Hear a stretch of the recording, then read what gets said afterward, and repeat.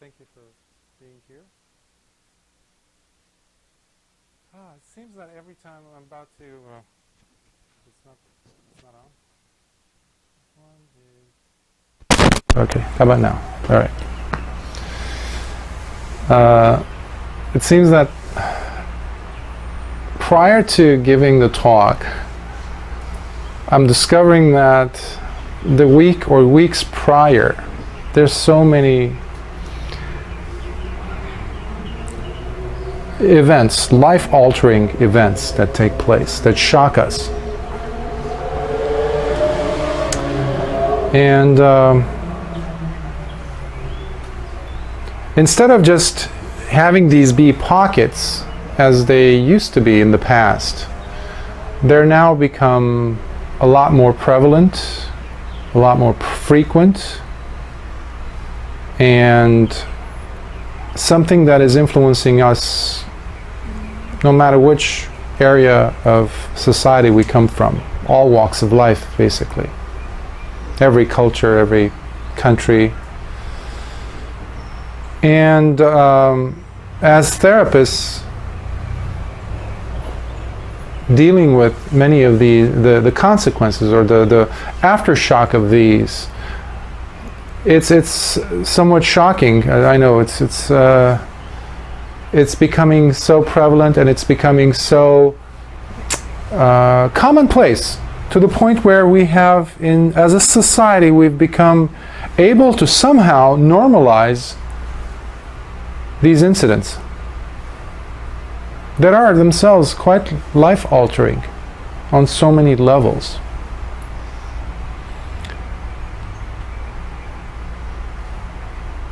There was a time where, in the beginning of the first century, where during World War I, individuals who went to war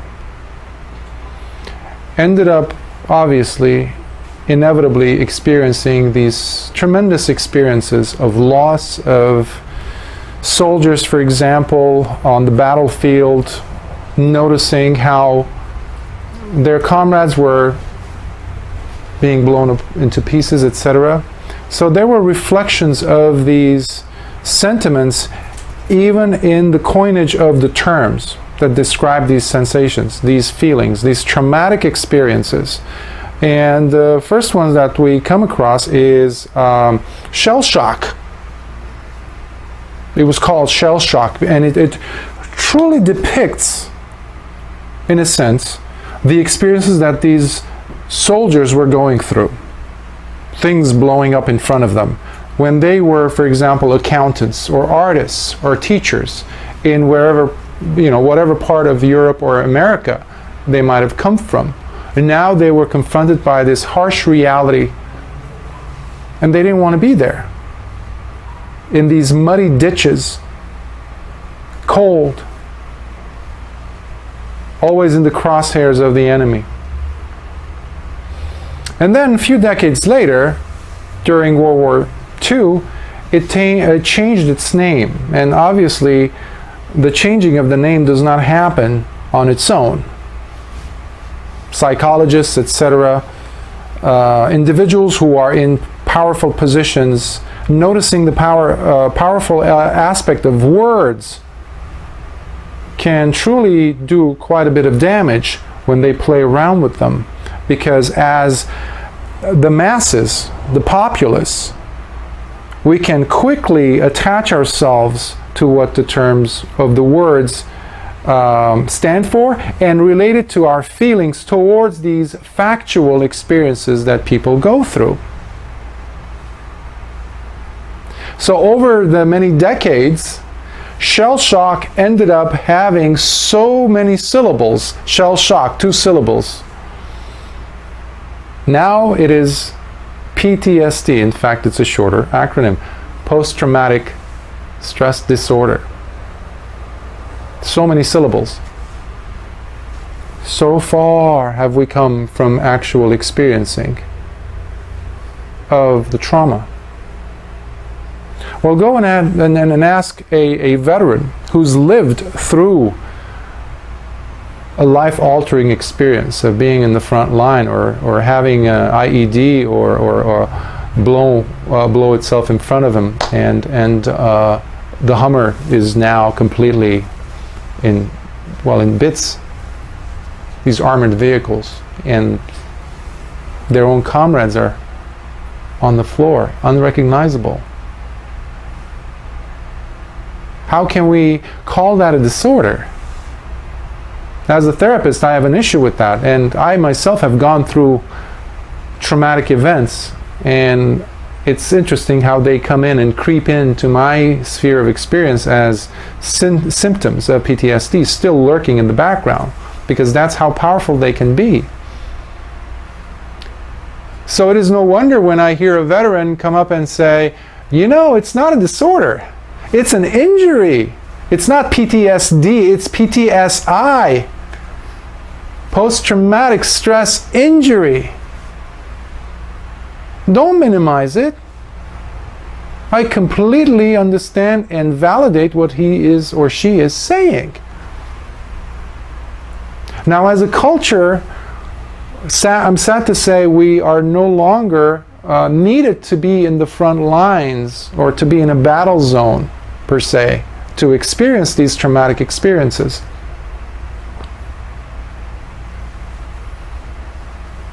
Trauma has come to our doorstep. It's no longer in a far-off country that we can't even pronounce. It's happening here in our backyard. It's happening in Las Vegas.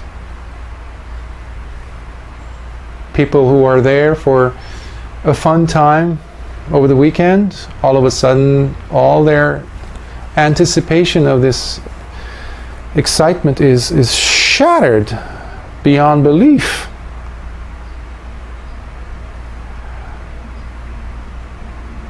How do we deal with that?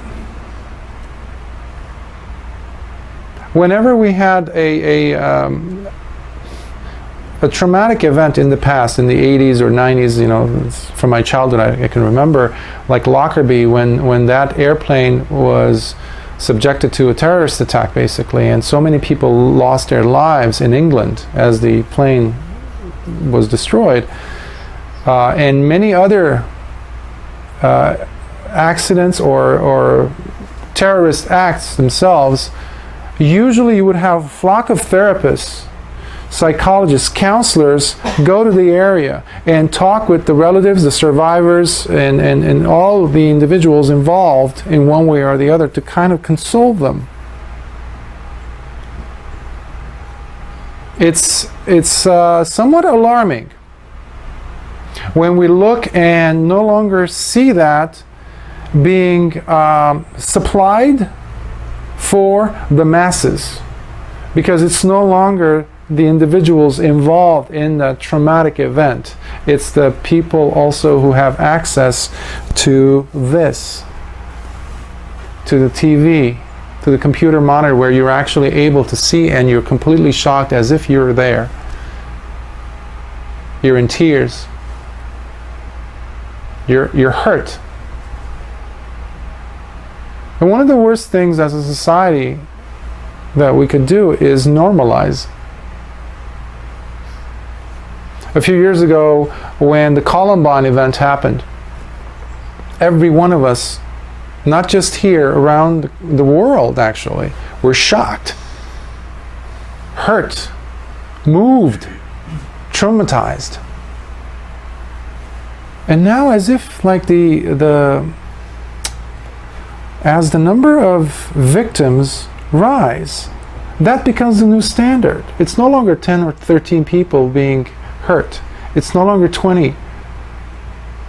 We've become more tolerant, accepting of certain, criminal acts, in a sense, taking place. And what do we do about it? Obviously, the Swiss Army knife of dealing with this in the modern world is point the finger at someone or something. Even the people in Puerto Rico and other places who have been hit repeatedly with hurricanes and so many people have died. Also the earthquake in Mexico a few weeks ago. Trauma is happening, and sometimes the pointing of the finger for blame is not doing it, is not cutting it. As a Buddhist, when I look at these events taking place,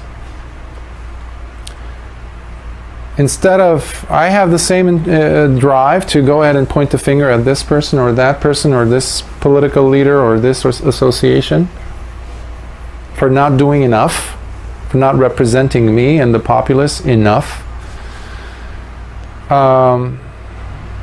Instead of doing that, I try to come back to the one person that I know I have absolute control over. To some degree, actually. I can't use the word absolute, because I'll come back to what Venerable Kusala was saying about the body, which can be traumatic in itself. Just leave it in the hands of time and you'll see what happens.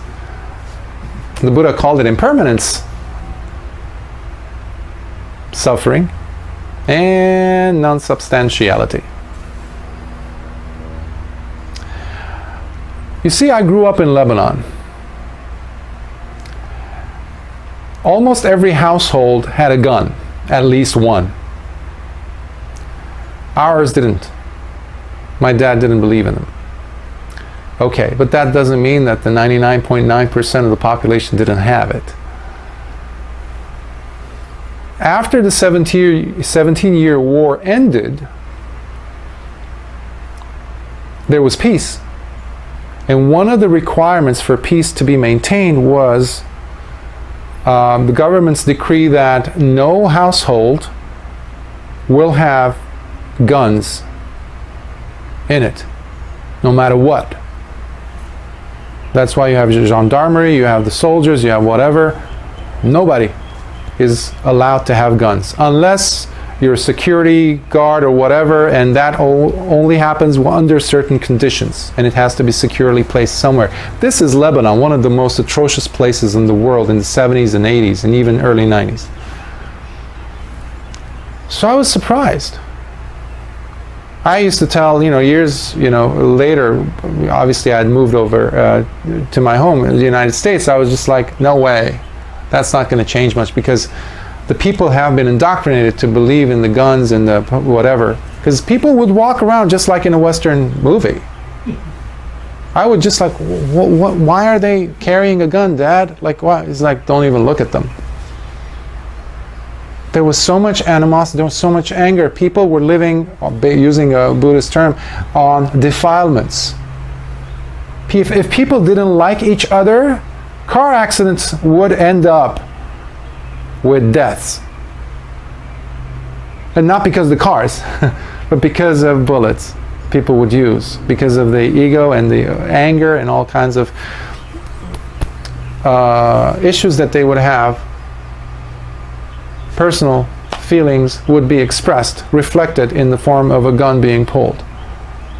So when I hear, I always try to stay away from getting the Dhamma talks be in any way political. However, there are certain issues, and having experienced the phenomena of what arms do to people, and being on the receiving end of it myself, I felt it on my body, and I still deal with it. I'm 47 right now. I've lost my toes, portion of my foot, my head was blown up. I wasn't going to make it. So when a person comes to me and says the right to bear arms or to throw bombs at another culture, this and that, I just look at them and I just smile compassionately, because I see that they have never actually experienced what it feels like to be on the receiving end of it. You see, if that individual, that gentleman who took away the lives of so many people, if he had known what it feels like to be shot with one single bullet, I haven't researched his life. But if a person has experienced the consequences of what they're about to do on their own bodies, they felt it on their loved ones, chances are they will think twice at least before doing it, before committing to the act. So we as a culture have a lot to do in changing some of the rules. If you have guns, guns are meant to be killing people. It's not just target practice. I'm sorry. There's other ways that you can practice target practice. Shoot a few hoops. Go play basketball or something. I don't know.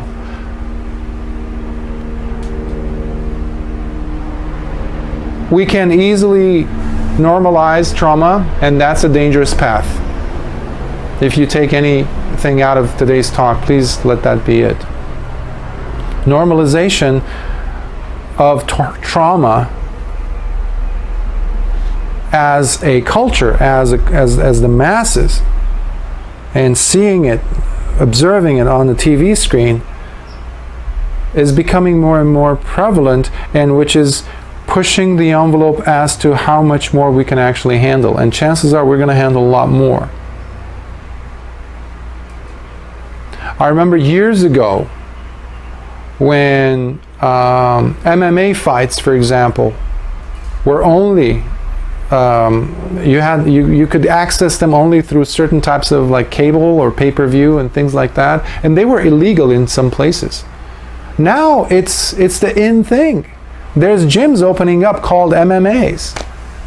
Not to put necessarily the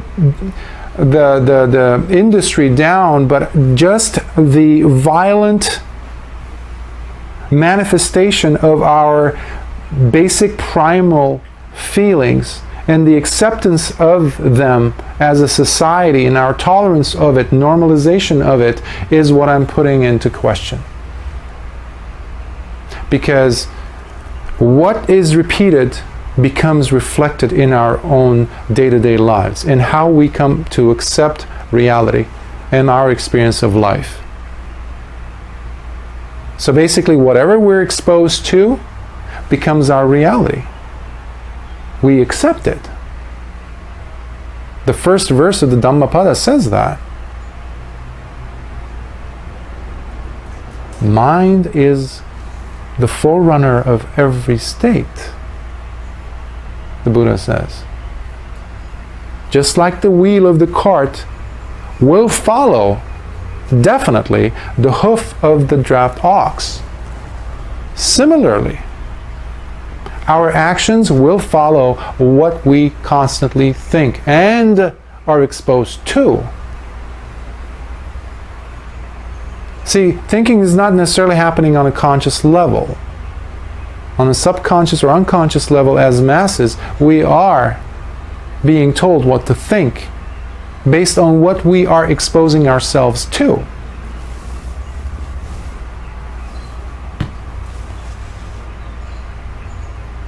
So how does Buddhism fit in all of this?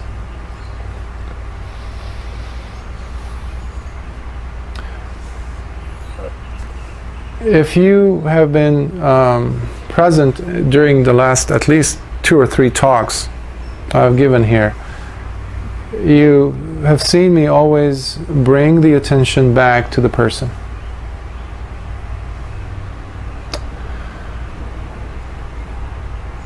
The way we actually look at our own lives,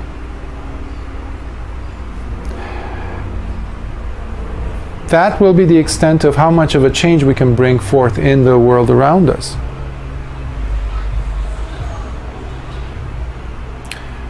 Earlier we were talking, Kusala, about how as we individuals grow older, we become less and less and less and less and less significant in society. I used to visit this senior home, nursing home, and every time you would walk in, you would see that these individuals carried these invisible labels on their heads. It said, "I'm insignificant. Society does not see me as valuable." The strangest thing happened, though. Every time I sat down with one of them, they would just light up. The moment they received attention, kindness, the trauma of that they were going through, the dementia, they know what's happening.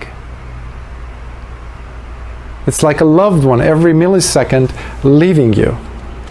And you have no control of getting them back. Your memories. The only things that you have there in those cold places where none of your relatives are, except for your memories, unwillingly you're seeing them leave you. That's also trauma. And that brings me back to how we see Buddhist practices being relevant while dealing with trauma. See, I cannot have control over the individual who was in Mandalay Bay and doing those atrocious acts. None of us were, I'm presuming. I can deal with the aftermath of that. I can deal with my emotions, I can talk about it, I can share a few thoughts about it. I can try to heal myself and the others around me. But there's some types of trauma that will directly have an impact on me and everyone else in my family and the families of my loved ones. So I can prepare for them. And that's where the connection I see. That's where I start to try to build a bridge, brick by brick, between Buddhist principles and what's happening to trauma victims. See, every one of us has experienced pain, suffering. In therapy, one thing is repeated again, like a mantra. Trauma does not happen in the past. It is happening in the present. It's happening in the present moment. So, however we perpetuate it, whether it's the continuous repetition, the looping of the videos and the images and pundits on TV talking about what took place, just like in the case of 9/11 with the World Trade Centers. They kept playing those horrific images of that gentleman falling. We saw it again and again and again, those of us who were around. And we were traumatized again and again and again. So what you're doing is basically you're training your culture to develop those inefficient muscles of accepting, of tolerating such behavior. See, the generation that put an end to the Vietnam War, unfortunately, it seems that that's not going to happen now, because every day, every year, there's like a new one happening, and as a culture, we're unable to stand up and do something about it collectively, because we've been so numbed down or numbed up.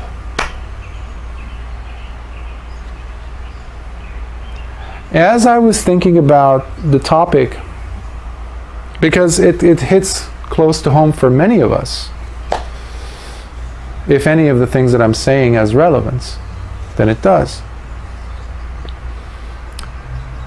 I said, what might be one of the causes that this is taking place? Like, collectively, we're so unified, but in such a futile way. If you watch Planet Earth and things like that, documentaries, and you see how nature, animals in nature behave as a collective.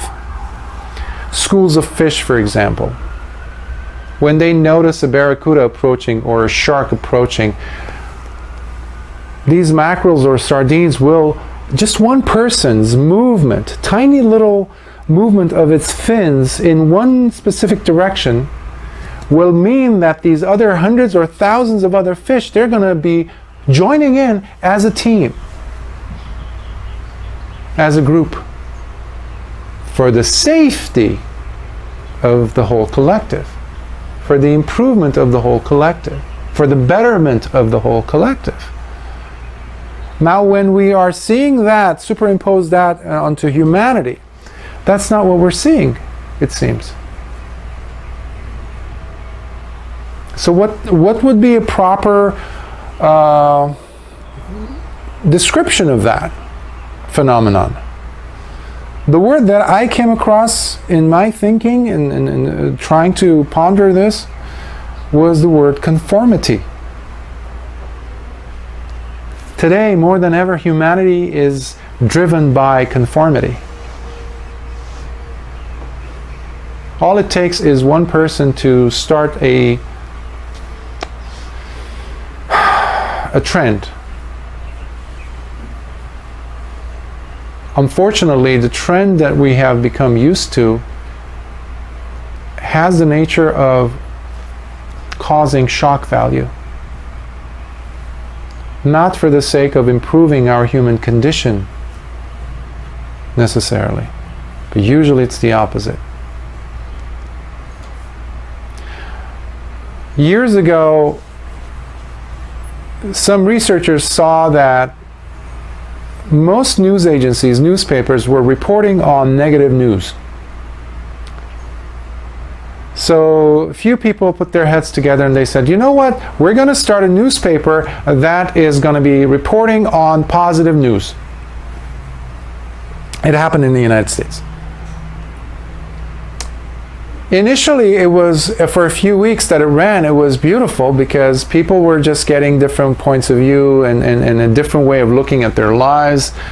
But unfortunately, it didn't last long because the subscriptions just went whoosh, down. Nobody wanted to subscribe to such a magazine or a newspaper.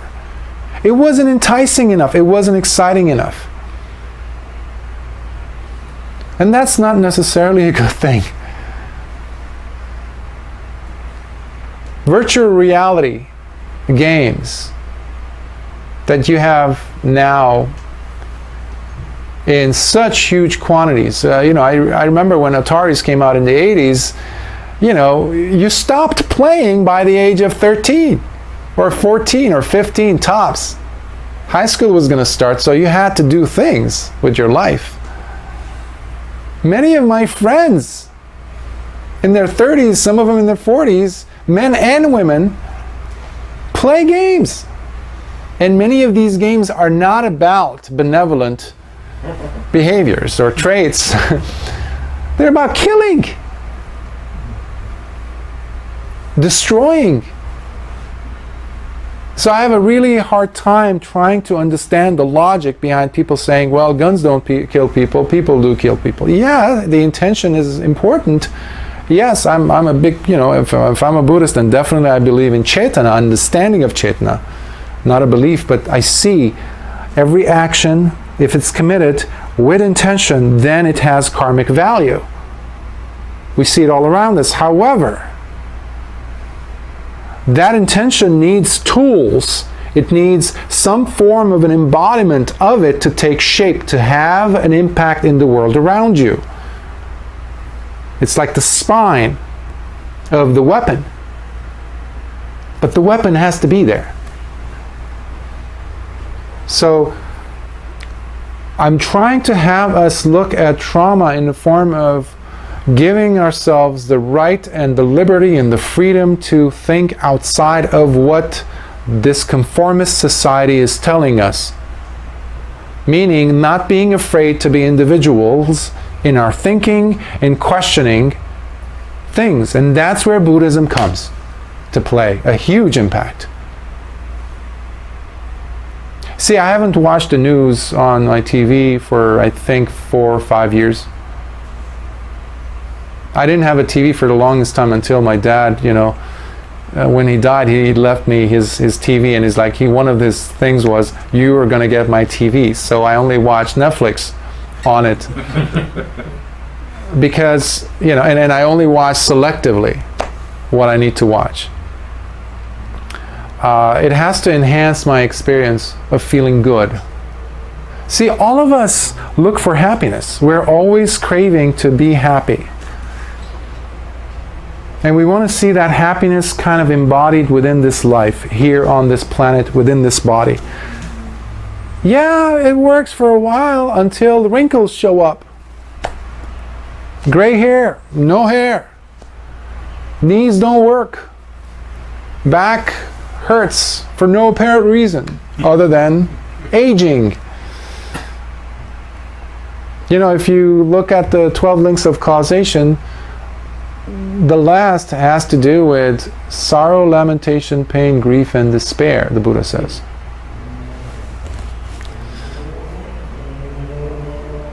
Now think about us, those of us who will be, I would say, some say actually, lucky enough to live into our 80s, 90s, 100, whatever, centenarians. Fine. How have we prepared our lives? These mini traumas can really scar the way we think. They're so damaging to our subconscious. They're so damaging to the way we come to perceive not just the world, but ourselves. It is no surprise for us to find so much depression and anxiety in people's lives today. Healthy people, otherwise, are plagued with depression. Young people, I would get clients who are so young, they're barely teenagers, and they have so much grief and depression. And when you look at their lives and their parents, and some of them come from seemingly good families, we're being influenced on so many levels.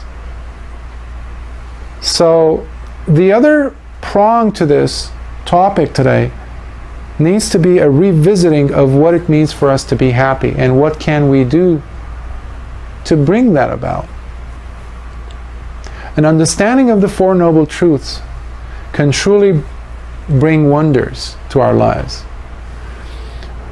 A particular nun, a monastic actually, one time we were in Indonesia doing a retreat, and she said, thinking it was Indonesia, she was saying how she was working with a couple, in this case a husband and a wife. They were having problems. So they reached out to her, and she just looked at their situation and was able to remove herself from the details and look at the process. And when she did so, she saw clearly what was happening. Here was one spouse doing something that the other spouse didn't like. Does that sound familiar?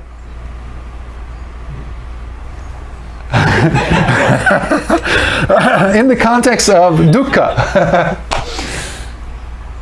something is happening that I don't like it, want it for it to happen, versus not having something good happen, something that I would like to happen.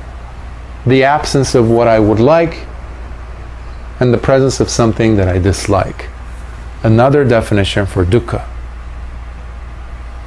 So here you could see dukkha is present because this couple is not agreeing on things and they're about to divorce. Okay. With trust and building a therapeutic alliance and understanding between this individual and yourself, and you just look at the situation and you point this out. Is there pain and grief in the relationship now? It's undeniable. If both agree, then you can just move on to the next noble truth. What would be the reason or reasons for this pain to be there?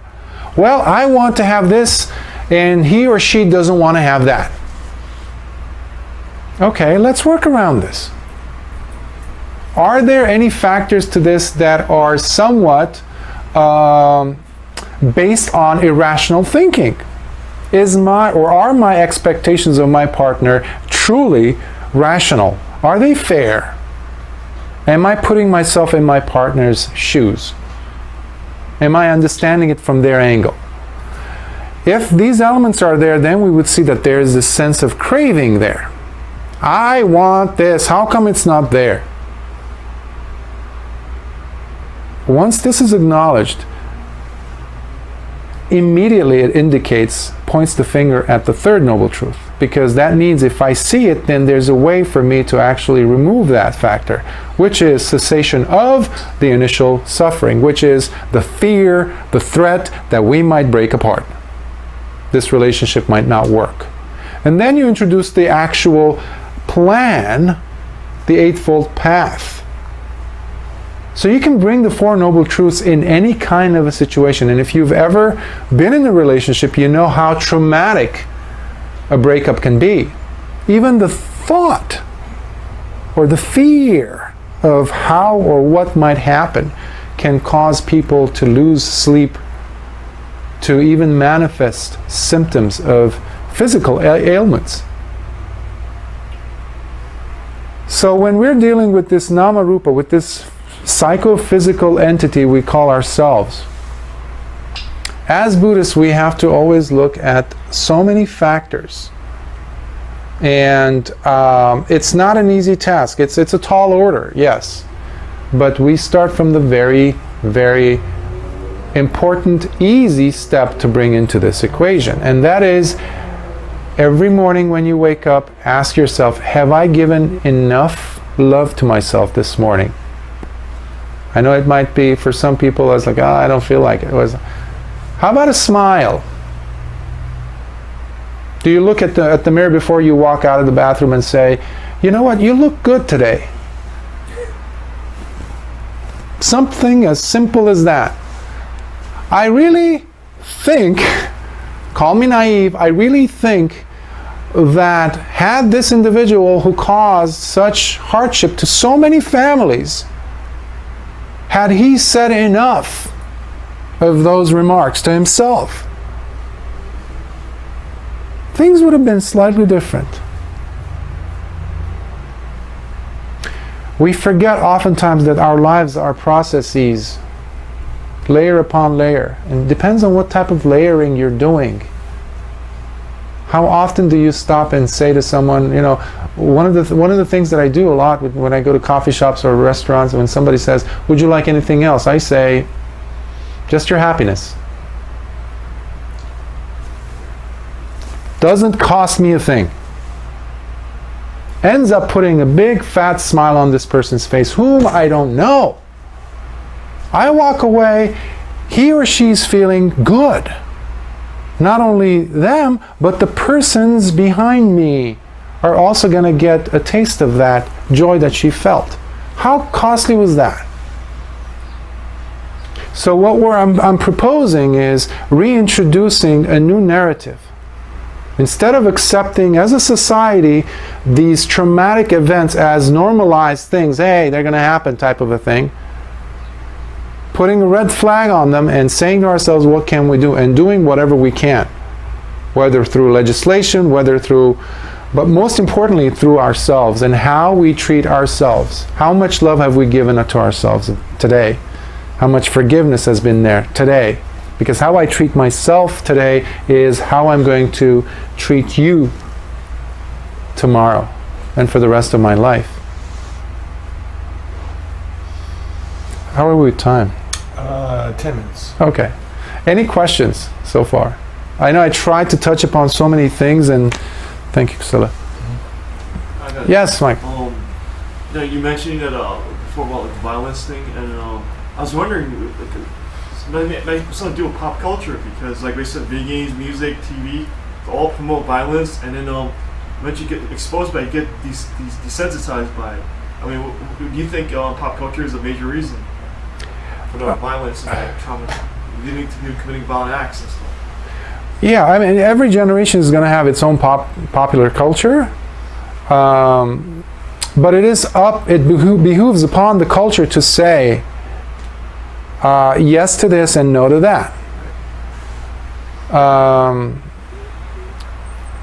So many things have been removed from our society, negative elements that were blatantly there, but today they would be so shocking for us to see them. Let's say certain stores to be around when you're walking in your strip mall and seeing that kind of stores, you're going to be shocked. However, if you ask your parents or grandparents, they would just like, yeah, they used to be around. What happened? So people got together and saw, okay, is this something that I feel good about having in my neighborhood, for my own kids, for my own people, for my own children, etc. And what can I do about it? So you can actually start. However, we need to acknowledge this massive stream, influential, powerful lobbyists that are there, whether it's corporations, especially the media, we have to understand the power that the media has. I just described, I just don't watch TV, let's say. That eliminates the possibility of me being exposed to the commercials. For example, on a less intense, I guess it's a more of a benevolent, to some degree, example. I used to buy DVDs for my nephews, as I used to babysit them, so I would buy them the brand new Disney DVDs that would come up after having taken them when they were out playing in the movie theaters. So when the DVDs would come, they knew exactly what day it was going to come out, by the way. They were pretty young. So you would get the brand new DVD, you pop it in there, before the movie even begins, you now have a strip of other commercials for different products they're promoting. So already the child is being indoctrinated as to what to anticipate and when. Now, that was about 20 years ago.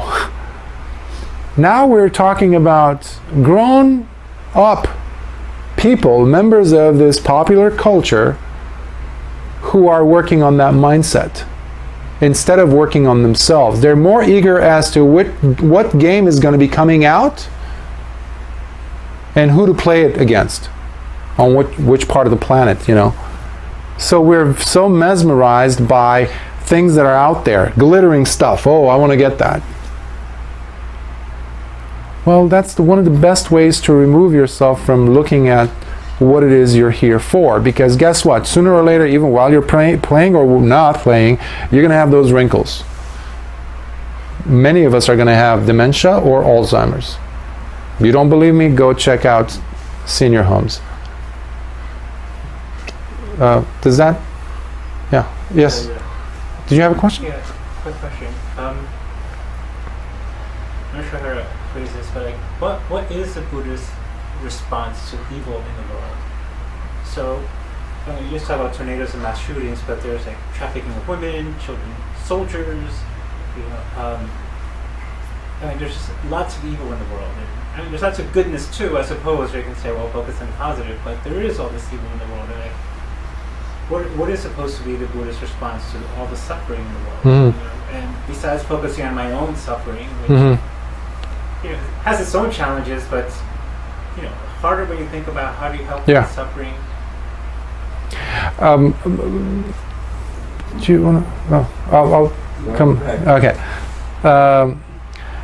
Buddhism is not some type of a practice or tradition, let me just say, that has its head stuck in the ground like an ostrich or something. You know, it's very engaged. You just have to look at the way that the Buddha lived and his students. Venerable Sariputta, for example, he would make sure all of the monastics, monks, had left and gone on their alms rounds in the morning. And he would walk around to make sure to take care of the elderly or sickly monastics in the monastery left behind. So he would take them medicine, he would take care of them. If they had to be fed or whatever, he would go with his alms bowl, get food for them, and then he would clean up the monastic grounds. That's only, I'm talking about just the monastic arena. On my Facebook page, I saw the other day a Bhikkhu Bodhi, for example. He has the BGR, which is Buddhist Global Relief, which is a great organization. We do every once in a while around the country, and now I think it's spreading around the world, where it's a walk for Buddhist Global Relief. What it is basically they collect funds to address those issues.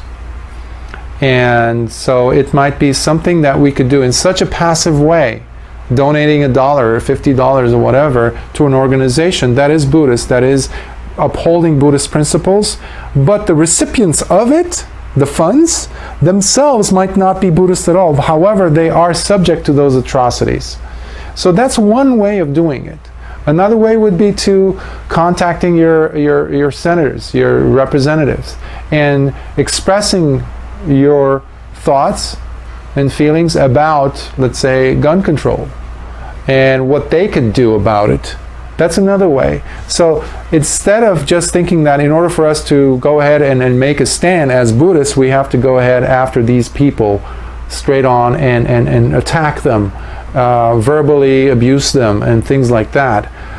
Because that one of the first things that happen is defilements are brought into your mind, and now you're not looking at your defilements, you're looking at somebody else's, which is the best way Mara works. Best way, because now you're not working on yourself at all. So there's a way that you can be engaged Buddhist while you're working on yourself and changing the world. That's what the Buddha did. That's the perfect example. There was atrocities. There were criminal acts being committed even at the time of the Buddha. But he didn't stop being a Buddha. His monks and nuns didn't stop being practitioners as they engaged in improving the society they were in. Did you? No, I was just going to say, I approach it very simply, to tell you the truth. I mean, I am not a Buddhist scholar. I didn't come here for that. I mean, we've had conversations with Reverend Karuna about that. And to me, it is looking at the Buddha and saying, why did he take the path he did? And he took the path he did to understand suffering. So I think the proper way to be a Buddhist is, what have I done today to help eliminate suffering? Mm-hmm. And I think that's, where you get your Buddhist action to confront quote evil or what. Because to me, he was a revolutionary. Mm-hmm. To answer that huge question, why do we suffer and what do we do? Thank you. Add something too? Please. That the idea of evil seems to be biblical and not Buddhist. That rather than evil, we have unskillful. And unskillful thoughts, speech, and action create suffering. So what we saw in Las Vegas was an unskillful person creating a lot of suffering.